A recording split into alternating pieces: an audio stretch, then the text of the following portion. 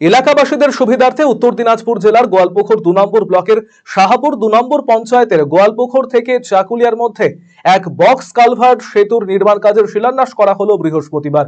এদিনের সেতুর শিলান্যাস অনুষ্ঠানে উপস্থিত ছিলেন রাজ্যের মন্ত্রী গোলাম রাব্বানি, বিধায়ক মিনাজুল আরফিন আজাদ, জেলা পরিষদের সহ সভাধিপতি গোলাম রসুল, পঞ্চায়েত সমিতির সভাপতি আনোয়ার আলম সহ অন্যান্যরা।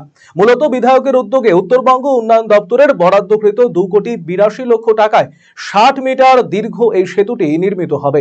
এই সেতুর নামকরণ করা হয়েছে মিলন সেতু। এই সেতুটি নির্মাণের ফলে গোয়ালপুকুর থেকে চাকুলিয়া যাতায়াতের ক্ষেত্রে সুবিধে হবে এলাকাবাসীদের।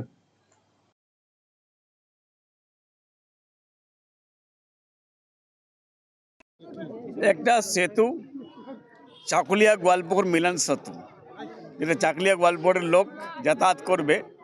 আমাদের মিনাজুল আরফিন আজাদের এখানকার লোকাল এমএলএ উদ্যোগে আজকে এটা এনবিডিডি থেকে পাস করে 2,80,00,000 টাকার ব্রিজ, 60 মিটার এই ব্রিজটা হবে। এই ব্রিজটা হলে এখানকার লোকের যাতায়াত করার জন্য আর কোনো অসুবিধা হবে না।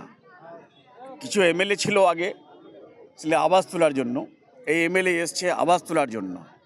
এই এমএলএ এসছেন আওয়াজও তুলবে, কাজও করবে। আজকে কাজটা করে দেখাই দিয়েছে।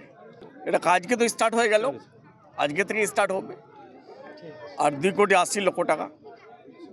আর এটা আমাদের মুখ্যমন্ত্রী মাননীয় মমতা ব্যানার্জিকে আমি ধন্যবাদ দিচ্ছি। যদি এনবিডিডি দপ্তর না করতেন উনি, তো আজকে এগুলো ব্রিজ, এগুলো রাস্তাঘাট আমরা করাতে পারতাম না।